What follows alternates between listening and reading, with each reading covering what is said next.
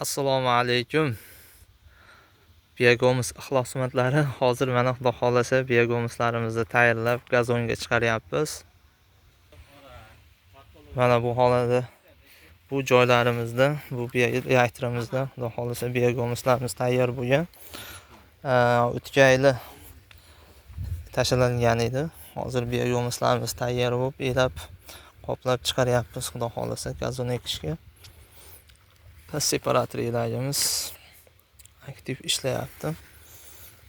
Mana biyagomislarimizni holati o'ta zo'r chiqyapti, Xudo xolasa.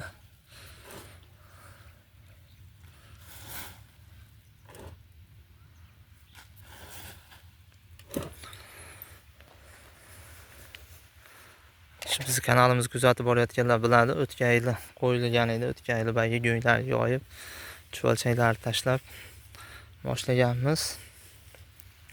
Hoji akamiz teplitsasini oldida.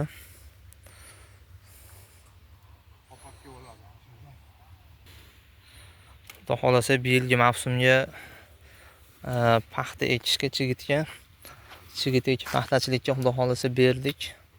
200 tonnaga yaqin.